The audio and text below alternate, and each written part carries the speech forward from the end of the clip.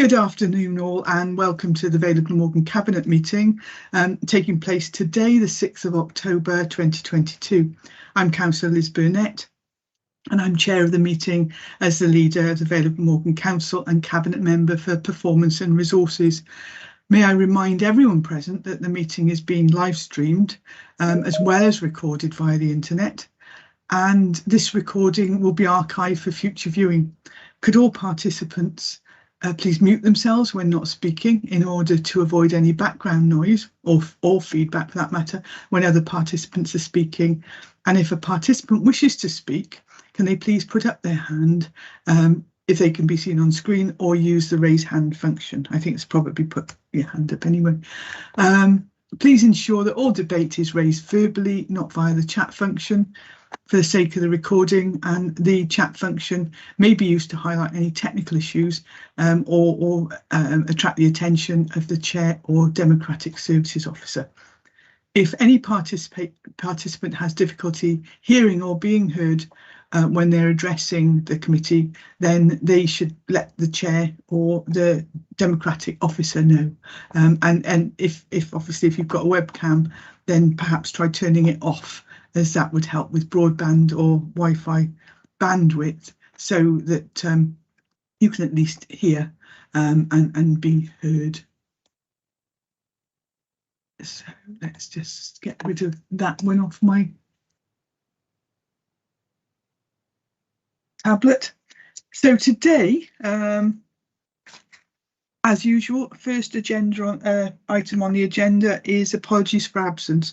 I can see that we've actually got everybody here on screen, so we have none. Have we got any agenda item 2? Have we got any declarations of interest today? No, none for that as well. You might be thinking I'm missing meetings, but because we've had 2 meetings running, we'll be taking last week's minutes to next week to the next meeting alongside these. So agenda item 3 is a reference very speedily submitted, and that's applications for appointment for local authority governors vacancies, and that was the panel that was actually held yesterday. So over to you, Rhiannon. Thank you very much. Well, it was a very gratifying meeting. We managed to fill virtually all of our vacancies. I think that we had 1 remaining, but we were to approach somebody who had expressed an interest to see whether she would serve on the particular governing body that has a vacancy. And we have at least 1 councillor who is going to attend as an observer to a governing body, preparatory to putting in an application in order to become a member of that governing body.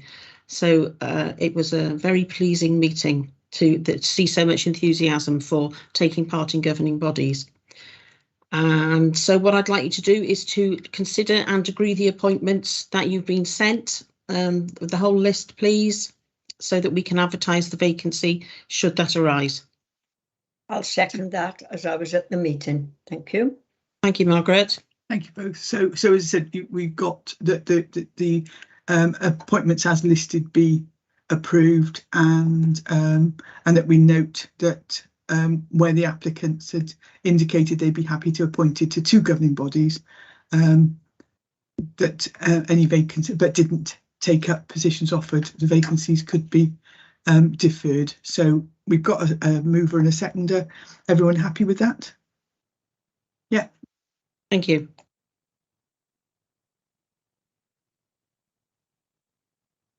Agenda item 5 is the Cabinet Quarterly Work Programme. Chair, agenda item 4. 4.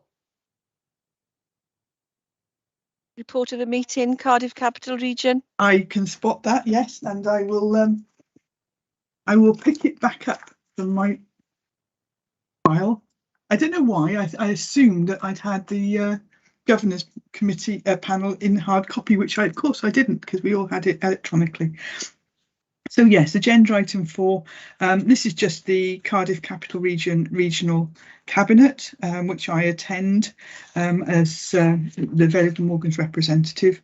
Fairly straightforward meeting where we did a review of the current budget monitoring position.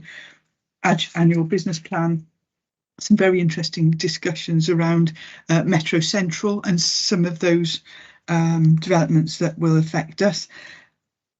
I think as has been discussed or queried in council recently, that budgets per se are challenging at the moment, and we would expect there to be increases in that, but there'll be further reports. And also the Homes for All initiative in the region as a whole. So that some quite interesting discussions and reports there. This is just basically for us to note. And so I would move that if I have a seconder to note it. I'll second that to note. I think Eddie got his hand up first, so Eddie will be seconding that, and everyone else is supportive as well. So that's agreed. We can now get on to agenda item 5, which is the Cabinet Quarterly Work Programme. Appendix 1, which is the programme July to September, and then Appendix 2, which is October to December. Fairly straightforward. The just running through, there was one report, if I can just find my annotated copy, one report that was due to come in September, but it was deferred slightly, and it's actually with us today. That's the Vale of Glamorgan Local Development Plan annual monitoring report. So it slipped by one cabinet meeting. And then looking at Appendix 2, on page 3, there is a report that is due to come to Cabinet in October on Project Zero, but following a scrutiny consideration where there was a lot of extra information and additional reports that were requested by scrutiny, that will come forward now in January 2023. So that will be a few months later while all that additional work is undertaken. So the recommendations for this report are that the updates to the Cabinet Quarterly Work Programme for July to September 2022 attached to Appendix 1 be agreed, and that the Cabinet Quarterly Work Programme for October to December 2022 attached to Appendix 2 be endorsed. And I'd move. For the seconder, Margaret, you were first at that time, so thank you very much.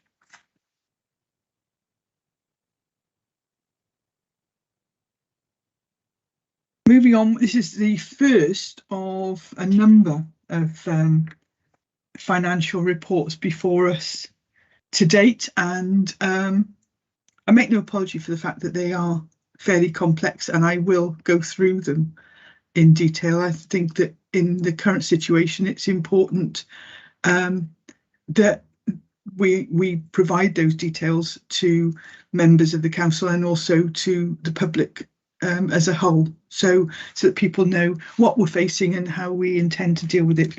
So this is the revenue monitoring report for the period 1st of April to 31st of August 2022. So in effect, a half-year position. And I think it goes without saying that the revenue position for this year, for 2022-23, is challenging and will continue to be challenging for the council, both operationally and financially. I mean, that's due to the ongoing implications for the pandemic and cost of living prices.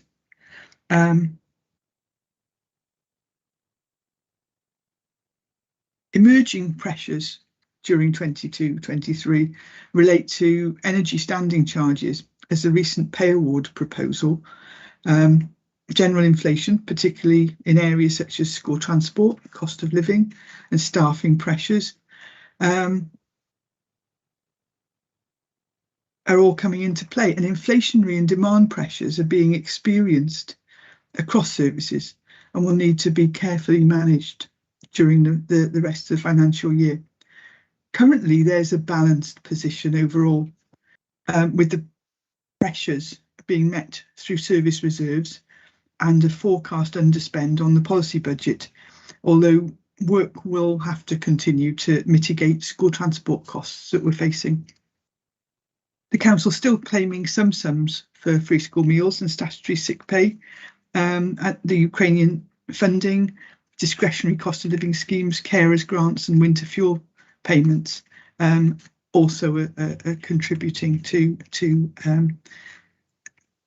incomes.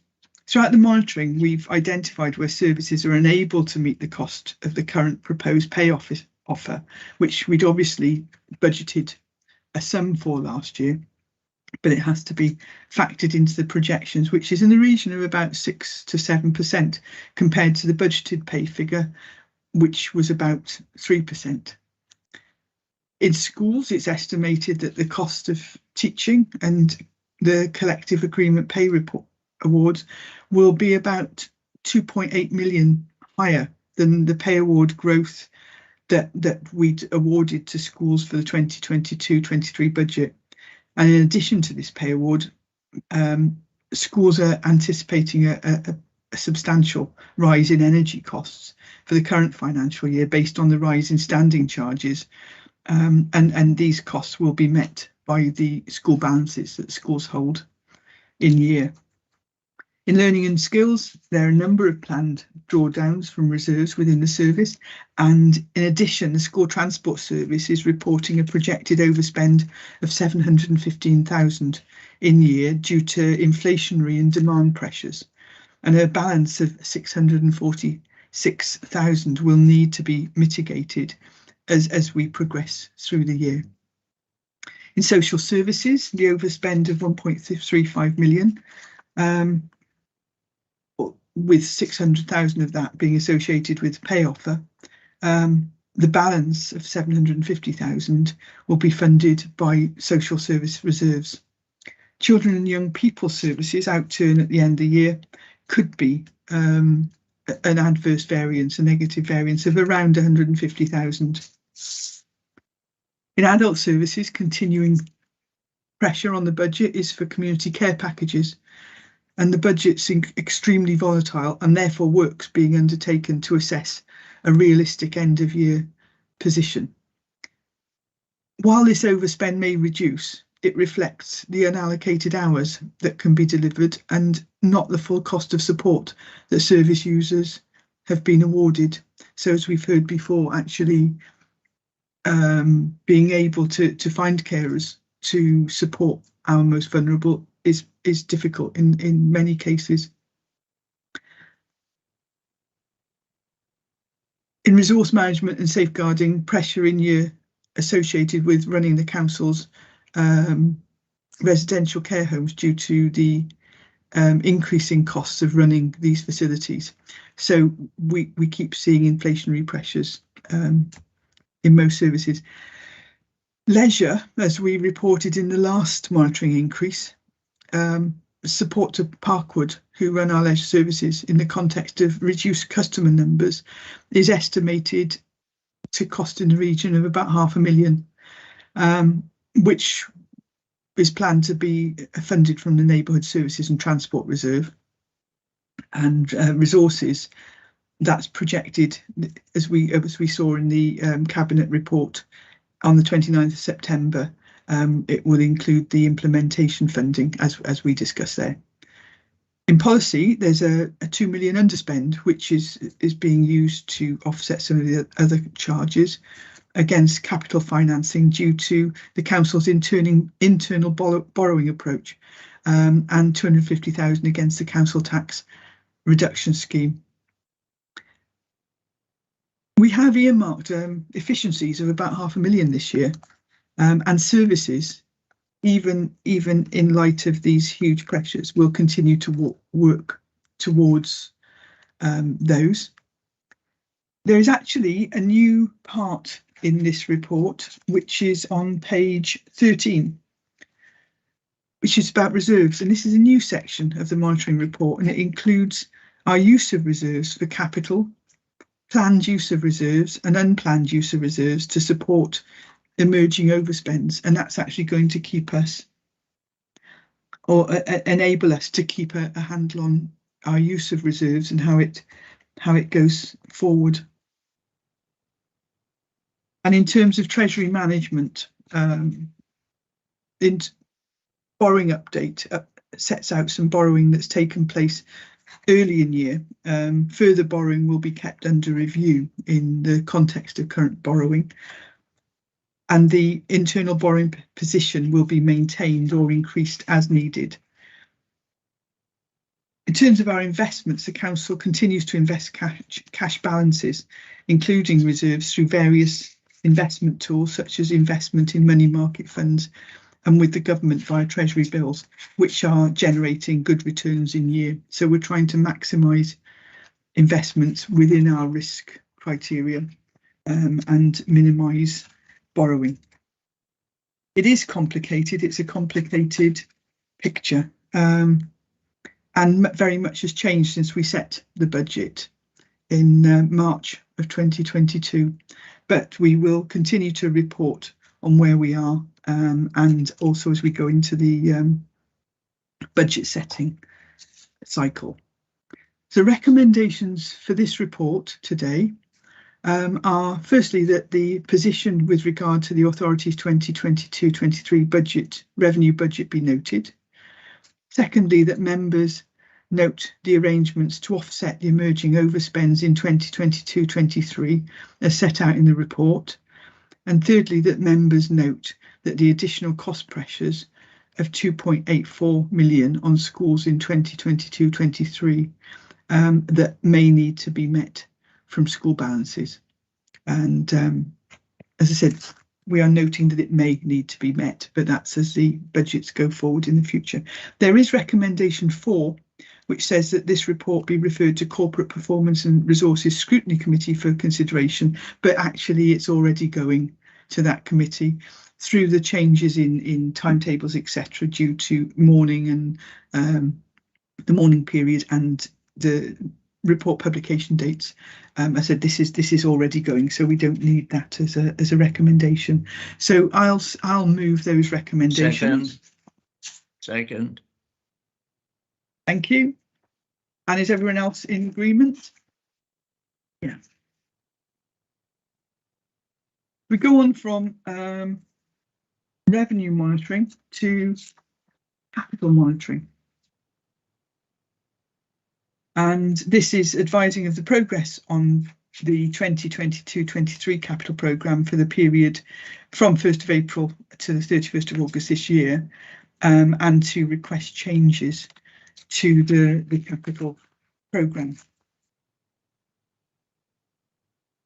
At the time of writing, the approved programme totaled 119 million, and that includes budgets slipped from the previous year into 2022-23. If all the requests within the report to amend the capital programme are approved, the revised outturn is projected to be 93.5 million, and the spend to the end of August is 13.4 million.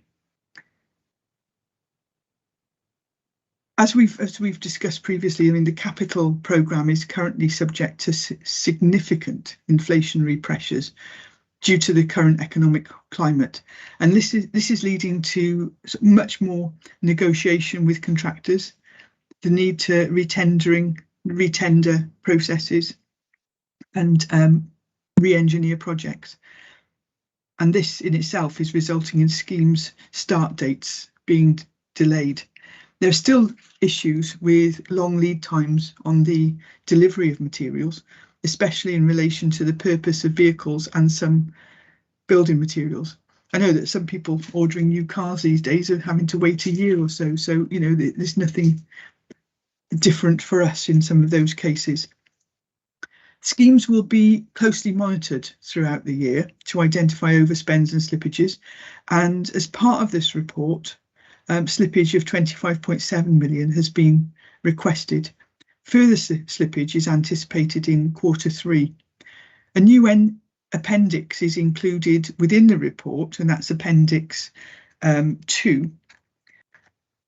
And that it may seem a fairly simple appendix, but actually, if you look at it, it sets out the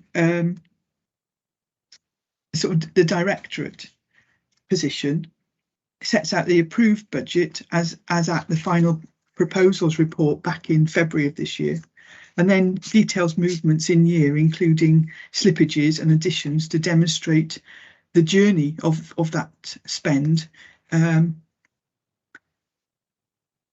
the revised forecast outturn that we've currently got.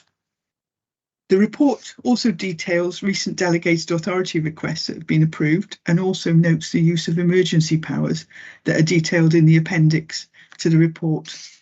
And the report also requests to make some amendments to the current capital programme. Some of the larger requests include the reprofile and increase of the Sustainable Communities for Learning programme in line with the revised strategic outline programme as detailed in the report.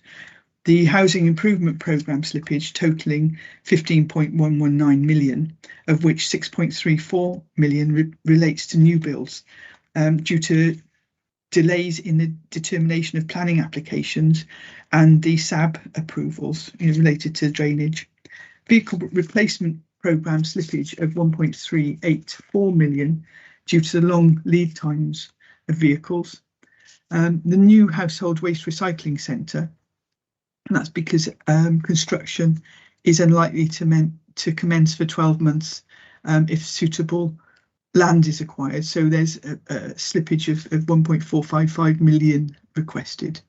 And the disabled facility grant reprofile, there are still some issues in relation to the effects of the COVID pandemic on the supply of materials and labour, and additionally a reduction in the availability of the appointed framework contractors. So reprofiling of the budget has been requested to accurately reflect the projected spend forecast. So the capital budget as amended is laid out at Appendix 1, and the details of the changes to the capital programme are laid out within the recommendations, which I will go through first. One thing I do need to raise is there is a slight typo.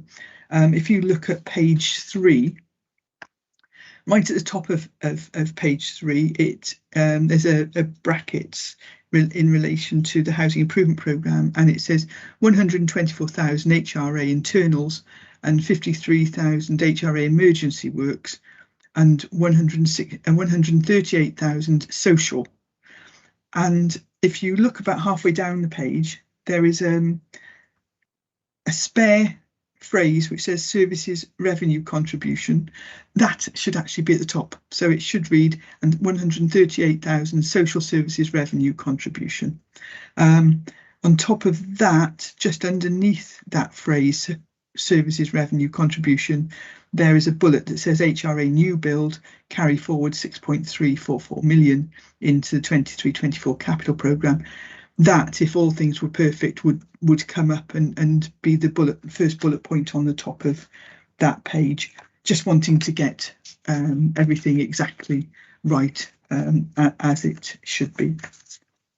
So in terms of the recommendations, first one is Cabinet is recommended to note the progress made on delivering the 2022-23 capital programme. 2, Cabinet is recommended to refer this report to Corporate Performance and Resources Scrutiny Committee. Now I'm going to need to check that. I don't know if that is the same as the previous one where it's already going. So could the Cabinet Officer check that? Shall we leave that out or shall we leave that in? Chair, yeah, happy to check that out for you and appropriately amend the minutes tomorrow accordingly. Right, so we will put that as a recommendation if needed. Yeah. So that we make sure it goes to Corporate Performance and Resources Scrutiny Committee. 3, that Cabinet is recommended to note the use of delegated authority as set out in the report. 4, that Cabinet is recommended to note the use of emergency powers as detailed in the attached appendix. And 5, Cabinet is recommended to approve the following changes to 2022-23 and future years capital programme. I don't intend to read all of those out, so that's as laid out for the rest of page 2 and page 3, including the amendments that I've just made. And so I would move those recommendations. I'm happy to second. Thank you, Mark. Everyone else happy with that?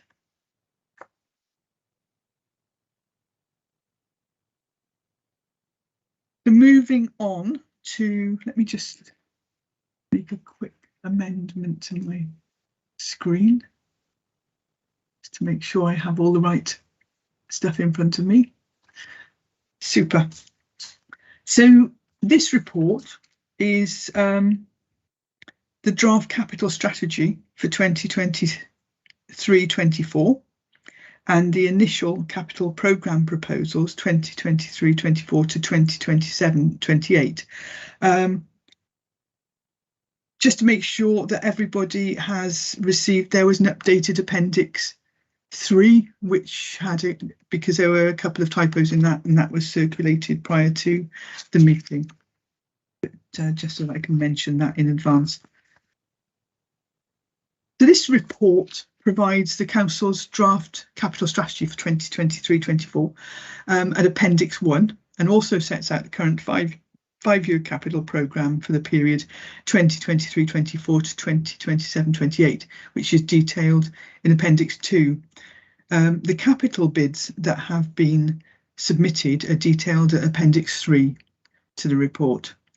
The capital strategy looks at the longer-term view of the Council's capital investment requirements and outlines the various Council strategies which identify the priority areas for capital investment and the external factors that result in the need to incur capital expenditure. Available capital resources are difficult to predict over a long period, as the level of general capital funding provided by the Welsh Government is usually advised on a year-by-year basis, because they get theirs in a year-by-year basis, and the priority areas of spend which influence the provision of specific grants will also change over a period of time. Capital receipts are also difficult to predict, given the uncertainty of the current economic climate. A summary of the five-year capital programme and how it's funded is given in the report. The total value of capital schemes over the next 5 years is anticipated to be 230 million. This includes 39.8 million for the Band B Sustainable Communities for Learning programme. That's our contribution to it. And 137 million for the Housing Improvement Programme. The funding table also highlights the borrowing required to implement the programme, which is 105.6 million, of which 76.4 million is in relation to the Housing Improvement Programme. Any changes made to 2023-24 onwards that have been requested in the April to August 2022 Capital Monitoring Report, which is on the same agenda as this, have been reflected in the programme, which is detailed in full in Appendix 2, as mentioned earlier.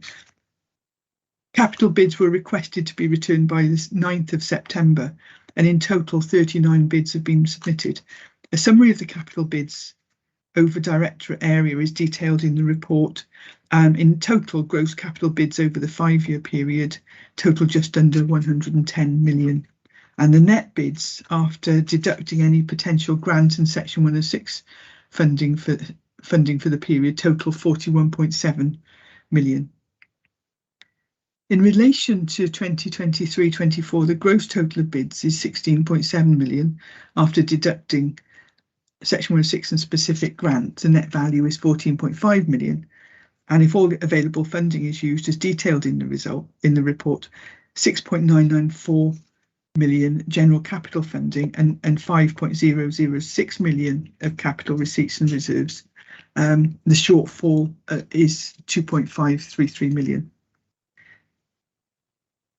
If the council borrowed to fund this shortfall, and I think this is relevant for us as we go into budget setting, then the revenue cost associated with this borrowing would be £144,000 per year over 40 years.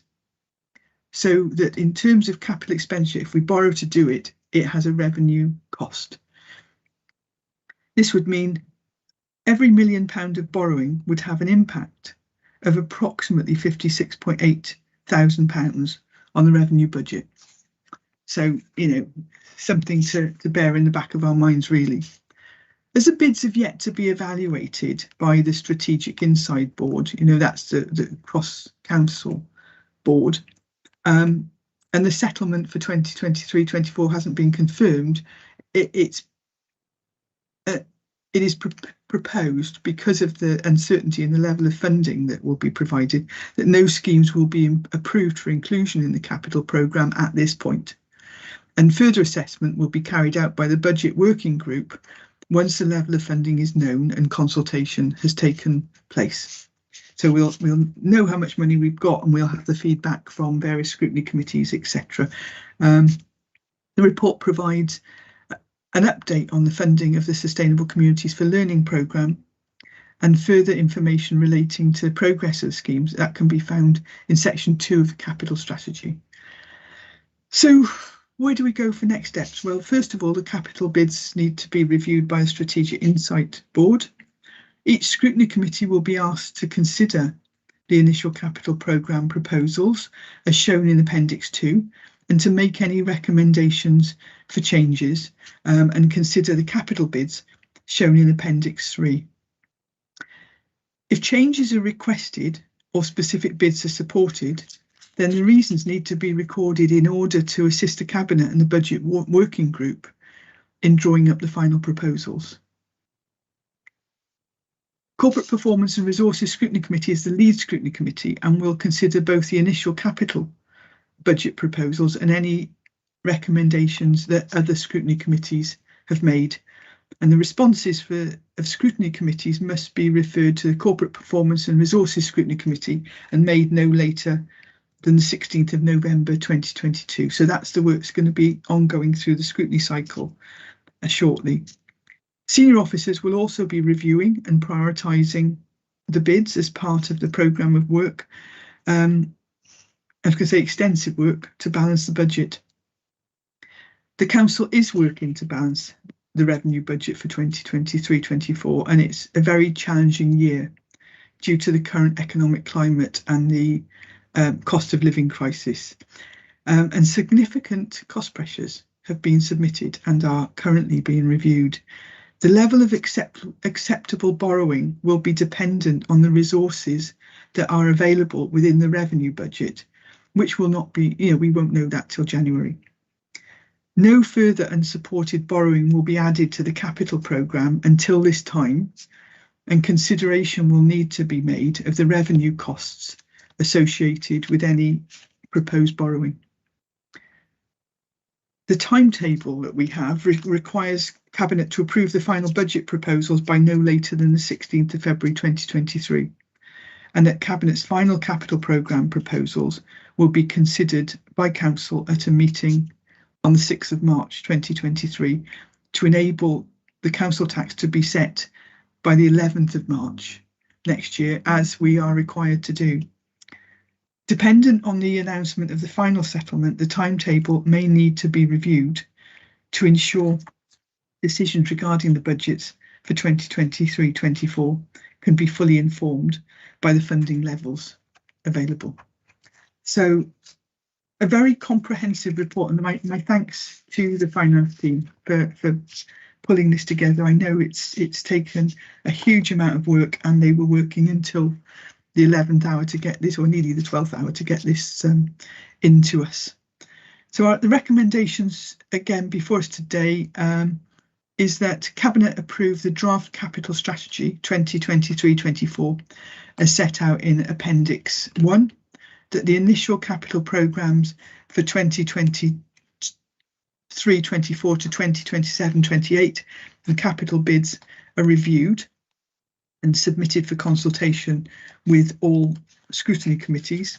And 3, that any recommendations of scrutiny committees are passed to Corporate Performance and Resources Scrutiny Committee, as the lead scrutiny committee in order for their views to be forwarded to Cabinet. And I would therefore move. I'll second that. Thanks, Margaret. Mark was a bit slow for Mark that time. Everyone in I had my agreement? hands up. I had my other hand up. You did. I was watching the screen. That's Thank all you. right. I just needed a quick slurp. Great, thank you.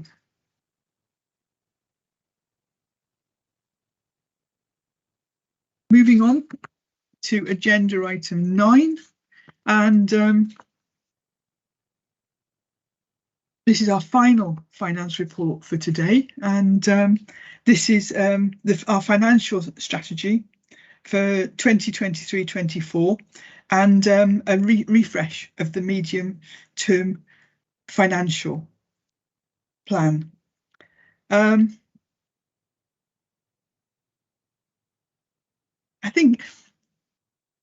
don't think we can overstate the level of complexity at the moment that we're facing in terms of managing finance within the council.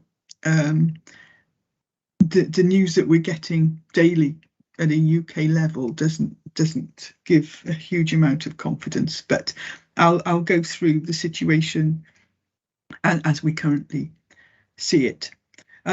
This report sets out our financial strategy and the principles we'll be following in delivering the budget, and it refreshes our cost and funding assumptions over the medium term.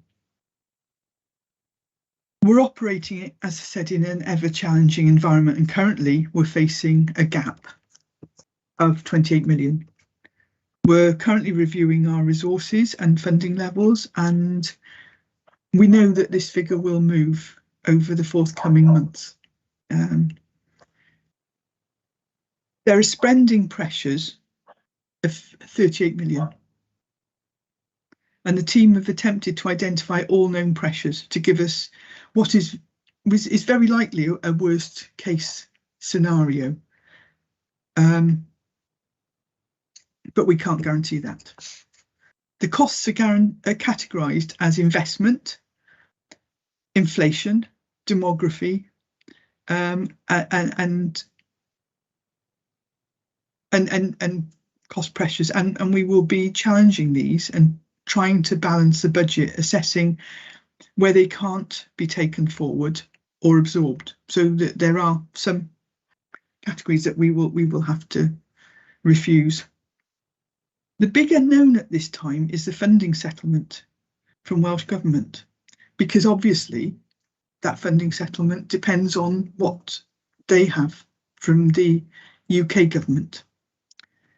We've modelled it on the indicative year 2 and 3 number from last year's settlement, so 3.5 for 2023-24 and 2.5 for 2024-25.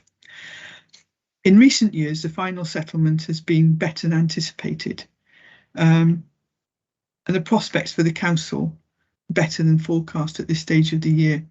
But at this stage, looking at a UK picture, it genuinely appears that there won't be a repeat this year, that it won't be better than is expected. The Chancellor's fiscal event has shown the government and the Bank of England to be on a collision course. The Bank of England attempting to control inflation, and the government apparently believing that they can re-energise the economy through a series of inflationary tax cuts funded through borrowing. And we've already seen that borrowing costs money. As well as creating widespread chaos, the Chancellor's statement has signalled the direction of travel for UK government. Borrowing to support energy bills and lower taxes leaves the public sector facing potential reductions at a time that it requires additional resource to support those most vulnerable in our communities. We will review the pressures, but 21.7 million of these are inflationary and 2.7 million due to increased numbers of older people and pupils having additional learning needs, which will be challenging to address. Scrutiny are being asked to review the strategy and the refreshed cost and funding assumptions that we've included in this report. Officers will review the cost pressures and bring forward savings proposals over the next couple of months. There'll be a budget statement from the Chancellor, as far as we're aware, on the 23rd of November, and the settlement from Welsh Government is expected towards the end of the year. It's through into mid-January. So we will therefore bring forward a budget for consultation in January. We'll continue to target resources to deliver the Council's objectives, and that will particularly be around care and support and hardship, and use our limited resources as effectively as we possibly can. It is a difficult picture, and we wanted to lay out exactly where we are and exactly how we intend to manage this process. And so it's difficult reading, but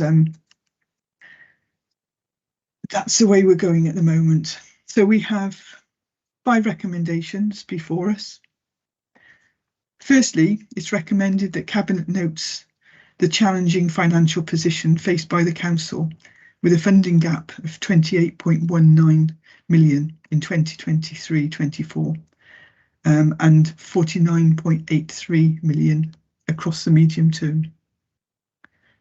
2, that Cabinet is recommended to lobby Welsh Government for an appropriate settlement in the face of the unprecedented inflationary pressures being experienced, and to authorise council officers to do the same through appropriate networks. Though I have to comment that that is already happening. 3, Cabinet is recommended to request officers to review the cost pressures and bring back savings proposals to address the budget gap in order for the Council to be in a position to set a balanced budget in March 2023. 4, Cabinet is recommended to refer this report and appendices to all of the Council's scrutiny committees, and for the committees to review the financial strategy and assumptions made on costs and funding in the medium-term financial plan refresh, and for comments to be referred back to Cabinet for consideration.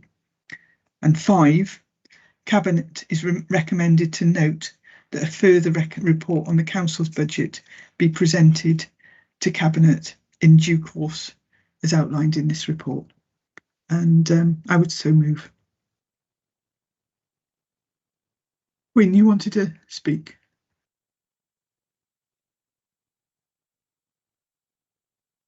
Just a second, your proposal, Leader. Thank you. You were doing the official route. Excellent. Eddie, you wanted to speak next. Thank you, Leader. Yeah, it's you've laid it out quite clearly, the situation and context we're in. It's not lost on us that we're recognising the challenges for the authority. It's not all within our gift to be able to deal with, and we are reliant on funds and grants that we get in. You've put in a recommendation there to go to scrutinies. I would ask that when we could, that the scrutinies have an opportunity to be constructive and provide ways that they think we could move forward. There's nothing worse than going through this process and then finding when it comes to the decision point that we're getting asked to make decisions on the hoof when it comes to full council. So I would request that members consider that, so that we as an authority can make balanced evidence-based decisions rather than on something that we're trying to do on the hoof. And one key effect that we've got, isn't it, that when we set out this year on the budget and the plans, we weren't aware of this situation, and nobody, even the finances and, all the governments and the Bank of England, none of us were aware that the crisis we're going to be in. So that in mind, you've reflected on that. So those were the 2 points I wanted to bring to the table. Thank you. Thanks, Eddie. Ruba. Thank you, Chair. just two observations. You know, we've come through, the council has come through, you know, all these years of austerity where we've maintained our services, we've delivered our services, and you know, kept the council going and supported our residents. And I think many of our residents would feel that. And now we've come to another crisis, and we're having to do the same again. But as you've just highlighted, this is, you know, this is big. And you know, my second observation, if you like, is to, you know, reiterate what Eddie's just said, really, that we do as a council need to, you know, look at where these cost pressures are. We need to really be constructive about it, because, you know, this isn't of our making, and we need to support our residents as best we can. And that's what I know we all will continue to do that. But that does mean we need to be constructive when when all of this goes to scrutiny, and you know, fellow councillors and colleagues are looking at this. So thank you, Chair. Thank you. I think it's very, very relevant that you know, the as I said with the recommendation about lobbying Welsh Government. Well, ever since we've had COVID, we've had very frequent meetings with Welsh Government, and you know, I've got 3 meetings with various Welsh Government ministers today. Let alone, you know, it's very common, and local authority leaders have got a clear line of communication, but in some ways, if Welsh Government don't get the money, I mean, they over since 2010. To be fair, the figures will demonstrate that local government has been supported by Welsh Government where they can, but at the moment, I don't know where they'll get the money from. So we are where we are at the moment, but we will continue to work together. We'll continue to work with Welsh Government. We'll work with other local authorities, and we will work with everybody in the council. I think, as I said at full council, we will work with everyone. We will work with anyone who shares our aims of protecting the most vulnerable in our communities and taking forward our ambition for the Vale. And I think that's more important than ever now. Mark. Yeah, just a couple of observations, really. I mean, firstly, of course, we are in very difficult times, and we have things which are totally unexpected. If we looked at it last year, we wouldn't predict that inflation would be in double figures. We certainly wouldn't predict the war that we've had. We've also had in the past of COVID and uncertainties still with the pandemic, which is still affecting, you know, the council and other bodies as well. So there are lots of things which are very difficult to predict, and therefore any predictions have got to be very cautious. And of course, you know, like every public authority which we entrust the public with basically the view that we spend their money, we've got to be very, very conservative with a small c in how we do things. But we also got to make sure we protect as many services as possible. And I think that is very important, that we will strive to protect as many things as we can. But given that the fact that we have a legal obligation to produce a balanced budget. And I think that's the other thing that a lot of people. And the second thing I'd like to say to the public and to members of the council, please come up with your ideas. We are a listening council.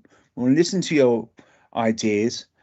And I'm very happy to meet with people for their suggestions, because we need to know, you know, what you think.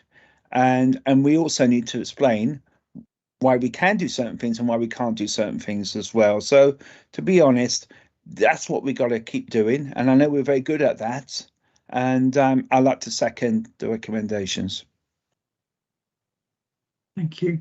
I think you missed out because Gwyn had already seconded it, but very happy for your support. Is everybody else in support? Yeah, that's great.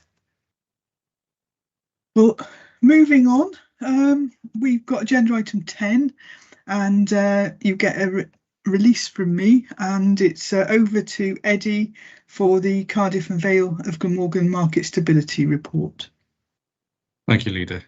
I suppose this report reflects much of what we just said in the previous report.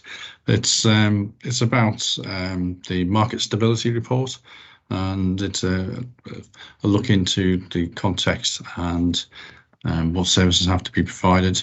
You can see from the beginning of the report, it's taken quite a few members of our officers within the council and other services to generate this report. And I'll just go through the executive summary. The section 144B of the Social Services Wellbeing Wales Act 2014, the Act, requires all authorities to prepare and publish a market stability report, and this is done every 5 years. And this one is the first one that's been produced, and it's for Cardiff and Vale and Glamorgan. I'll call it the MSR. I found that within social care and services and health board, they tend to use lots of acronyms, but so MSR, Market Stability Report. This should be read alongside the Cardiff and Vale Glamorgan Population Needs Assessment, the P&A, for the Vale Glamorgan Wellbeing Assessment to gain a comprehensive understanding of the population care and support needs and the ability of the market to meet those needs. The MSR was undertaken between October 21 and July 22, and the dedicated engagement undertaken during the development of the P&A, as well as existing data and reports, were used to inform the MSR, alongside dedicated engagement work in the form of focus groups with professionals and providers. Improvements in care and support services have been made across all population groups since the 2017 Population Needs Assessment, despite the challenges of COVID-19. COVID-19 has had a number of impacts, including increasing demand for services, especially mental health, and the change in models of delivery from many services. However, where it is most appropriate approach, services are returning to their pre-COVID-19 delivery models.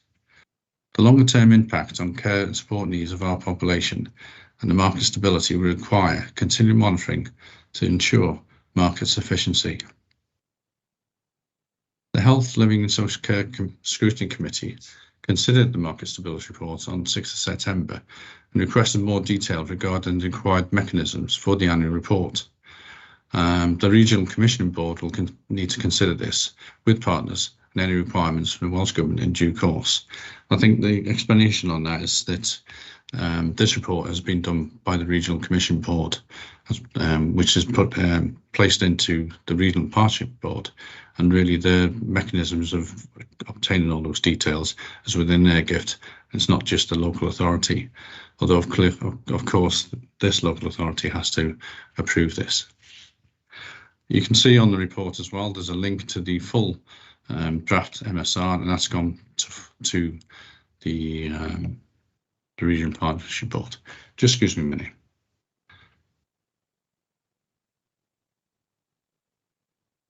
I just need to explain that this report is not just done by the local authorities, it's done in partnership with the local health boards. And we're part of, obviously, with Cardiff, with a formal partnership. So the report has gone to the Regional Partnership Board, which I've just mentioned, and within that is a commission board. So they look at all the various aspects of how we obtain services and how we can deliver. And the following engagement work with health and social care professionals, third sector organisations and independent providers. This report should be undertaken, and this report will be taken every electoral cycle. It's done every 5 years, and so it'll be done, so this is the first of the reports that have come through, but there will be an annual assessment on the sufficiency and stability, and that'll have to be done every year. But this market stability report will last for the period of 2022 to 2027, and will shape the RPB's next 5-year joint area plan. This will obviously report is taken in conjunction with, as I just mentioned, population needs assessment and Cardiff Local Authority and the Vale Glamorgan Local Authority wellbeing assessments, and the evidence from those has been contributing to this report. And from this report, you'll note within it there's actions that will be required, and there are additional sections which consider the actual sufficiency of services to meet the future needs and the following the strategic themes that we need to provide. I'd like to go through some of those just on here. The key issues that we've got is that this report will need to be formally approved by the council, which will be done in due course, but also following the publication, there will be a requirement for the update. As I said to you, it's reported to the Welsh Government annually. Let's see. Some of the key issues that came out of it is, as we've already hinted at, finance is one of them, and with that it becomes an issue with workforce capacity and skill shortages. We've got within several of the areas such as children and young people services and old people services and the adult services, we're needing to recruit and train, and these are a particular challenge. We also need to bring in fees which we pay providers, which are fair, and clearly in the context we've just talked about, that's going to be a challenge, because if one authority pays more than another, then we'll lose, and that's what's happened in some cases. But also nationally, we need to consider how that pay is, because, for example, short care workers are on the lowest pays, some challenges to give them the living wage even. So there's something we need to look at, and again, it's not just within our gift, it's within, I guess it's the context of Wales that we need to do. When we talk about the children young care, we've had some issues with residential. We've ended up, some of our looked after children have gone out of county. They come with a premium, so we're developing in-house services, and that's something which we as an authority are looking into and making some progress on that. The report was done by the commissioning board, as I said, and they're going to be looking at other ways of commissioning rather than just having individual local. We may need to look at the wider scope, and some authorities have utilised different ways of commissioning actual services. Basically, definitely we need to look at commissioning alongside our partners, not just saying, right, this is what we want and see what you can provide. So we need to be able to shape the market. And then one of the key things that we're finding is, because the report generally is about the regulated services that we need to provide, and what we're finding is it's the non-regulated services. They're the bits that are usually for prevention and early intervention. And if we don't invest in those as well, then we end up with the more serious and regulated requirements that we need. And so it's a long-term cost, and what it does then is reduces the quality of life for those individuals that wanted that support in the first place. So if we do that earlier, then hopefully that'll improve things. And also, one of the key elements is often we hear of service being provided that don't actually meet the needs of the individuals, and so sometimes I'd say they reject what's been offered, which then ends up with a later issue.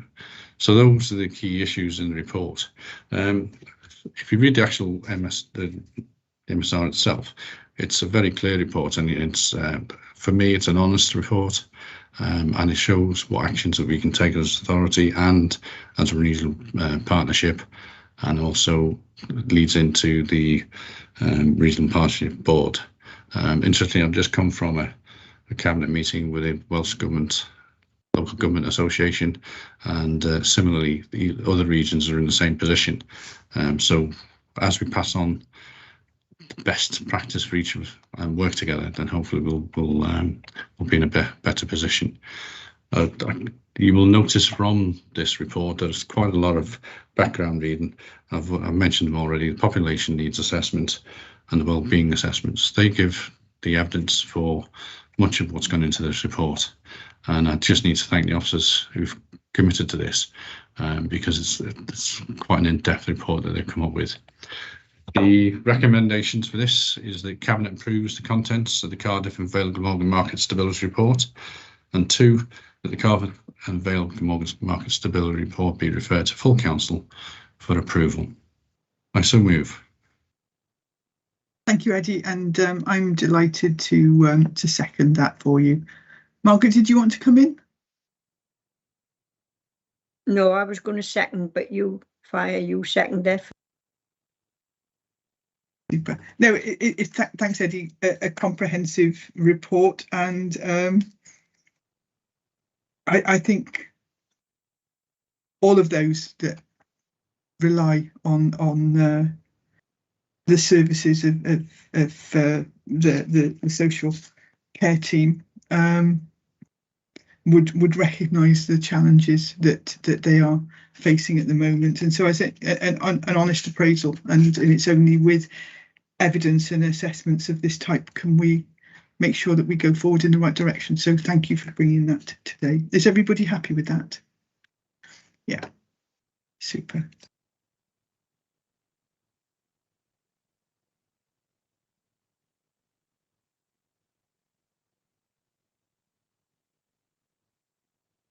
I think you're on mute, Liz. You're on mute. It had to happen once. I was being my most eloquent. Right. Brilliant. Thank you. Is that eloquent about me? No, anyway, agenda item 11. I won't do the introduction now. I will just hand over to Ruba, who's bound to get it right. Thank you. Thank you, Leader. So this is the report on the annual monitoring report for the local development plan. As all of you will know, we implemented our local development plan, which looks at the council's land use, and it's the planning document which provides the policy framework against which we measure all planning applications and appeals in the authority. So as you know, the LDP came into force in 2017. So since then, we've had annual monitoring reports. This is our fourth annual monitoring report, which runs roughly according to the financial year. The annual monitoring report has to be submitted to Welsh Government according to regulations by the 31st of October each year, and then it's then published on the council's website in accordance with the same regulations. Now, the preparation of the annual monitoring report allows the council really to assess the extent to which our, LDB strategy, our policies, our allocations are being delivered, and look at the successes and look at where we need to, maybe sort of improve and reassess areas. So, we can identify areas of success. We can look at where policies have not been so successful. They will also inspire us to, relook at our planning guidance, our own planning guidance. And you'll recall, Leader, that last week I brought a report about our planning guidance for retail and employment uses. And that was identified in a previous annual monitoring report. So overall, this fourth annual monitoring report illustrates that good progress is being made in implementing most of our LDP's policies, and that the LDP strategy remains sound. Most of the sustainability appraisal monitoring targets, you'll recall I brought that in a previous report, have been met, and so that really demonstrates the positive impact of our LDB policies that they're having on our, environmental resources. And also, just in terms of sort of ticking boxes, that the annual monitoring report will also it also acknowledges the fact that we have started to review our local development plan also. You can see an overview of each of the local development objectives and the monitoring accordingly in the report. So I would urge you all to have a quick look at that. There are two areas where further research and investigation are required, and they're at 7.5 of the report and 8.3. So 7.5 relates to the gypsy and traveller accommodation. So work is continuing with housing to identify a suitable site where appropriate accommodation for gypsy and traveller communities can be found. And there is a new Welsh Government are issuing a new guidance on gypsy and traveller accommodation assessment. So obviously we will reflect on that, and what we found in our annual monitoring report will obviously feed into that. The second area where further research and investigation is required is at 8.3, which is around employment and the development of new local employment land in the Vale of Glamorgan. Now, this is lower than originally anticipated, but this is probably linked to the current economic climate. So existing employment sites in the Vale of Glamorgan have maintained good occupancy rates, although that there has been a turnover of occupants. So the council is currently updating the evidence base for the review of the local development plan, and so there will be a full review of the employment land requirement and any of those related policies. So, Leader, I'd like you to consider the following recommendations. So, firstly, that Cabinet considers and endorses the fourth local development plan annual monitoring report, subject to consideration of any recommendations obviously made by the Environment and Regeneration Scrutiny Committee, and that we can so it's ready for submission to Welsh Government on the 31st of October this year, and then publication published on the council's website. That secondly, that the annual monitoring report is referred to the Environmental and Regeneration Scrutiny Committee for its consideration. Should the Scrutiny Committee resolve to accept the Local Development Plan annual monitoring report, Cabinet would consider the annual monitoring report as agreed, and that can then be submitted, so it won't have to come back, and it can be submitted on the 31st of October. And lastly, that delegated authority be granted to Director of Place in consultation with me as the Cabinet Member for Community Engagement, Equalities and Regulatory Services to make any typographical or minor changes as necessary to the publication. So I move those recommendations, Leader.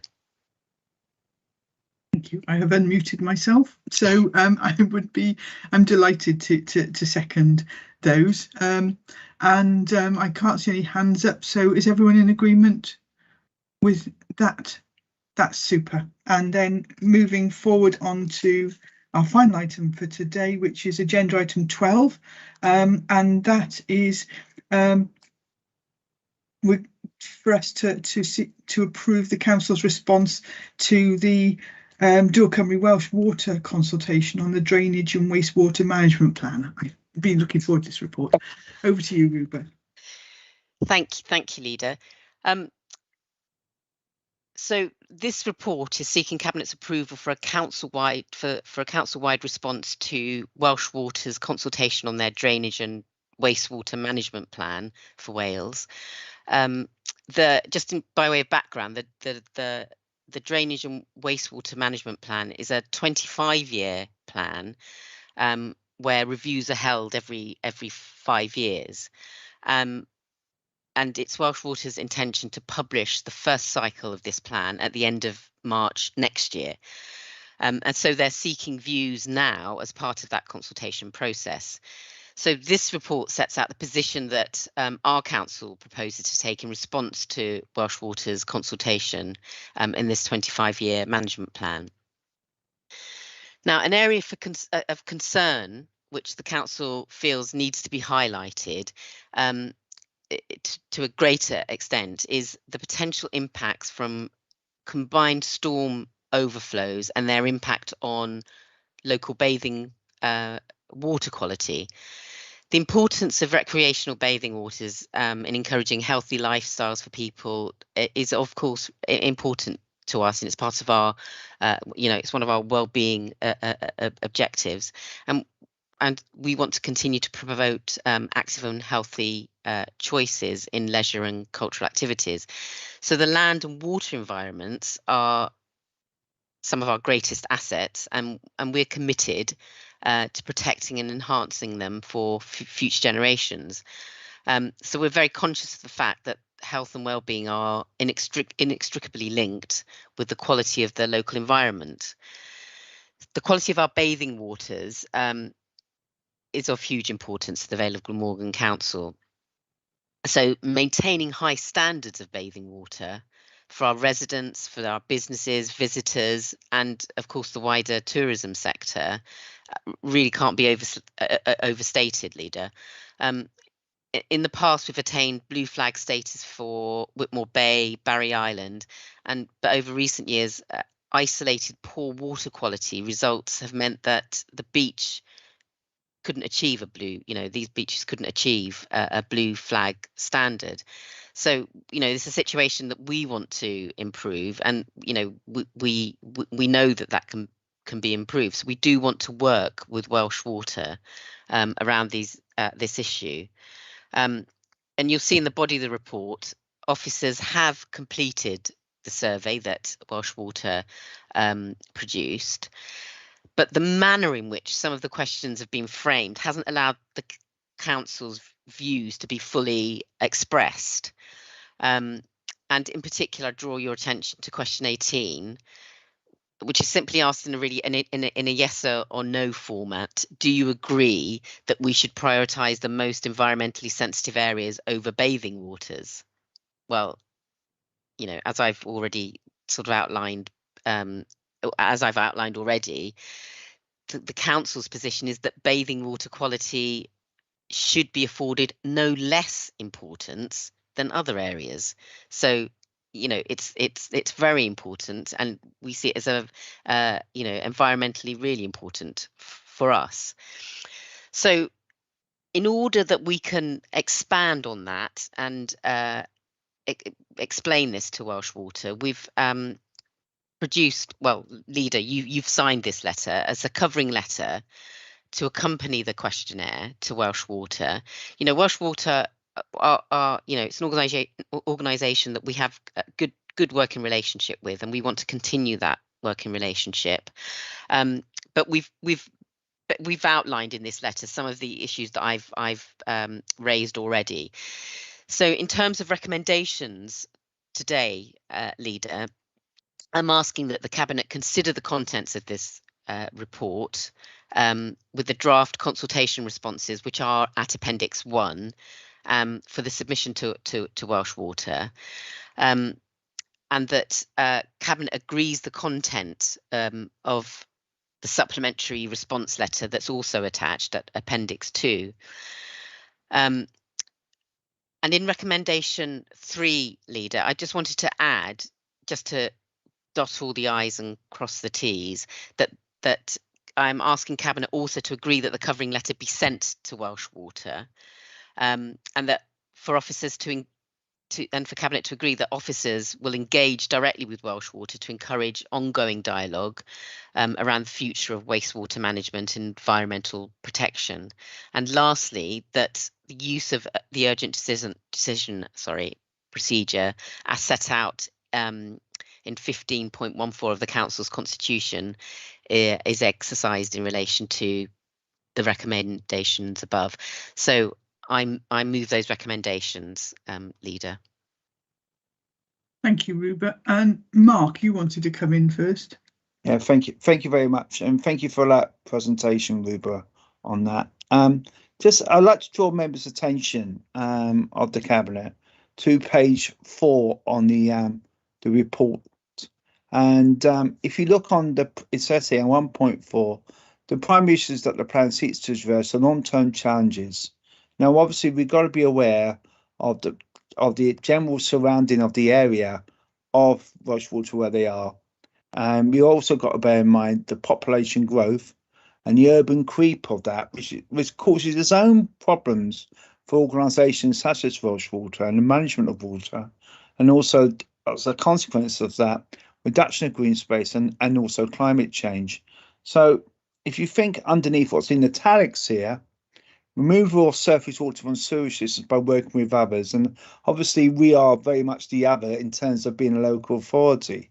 And what we're trying to do in all our developments is to make sure we have separation of foul and surface water sewers, and that's absolutely vital. And if we can retrofit that as well in our communities, that is also key as well.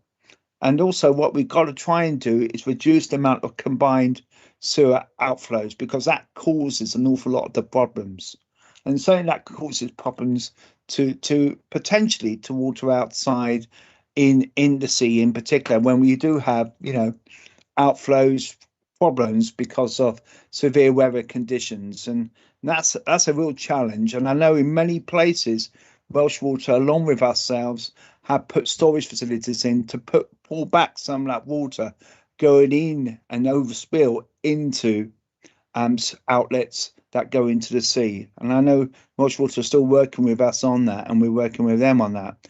And the other thing, obviously, is about rivers.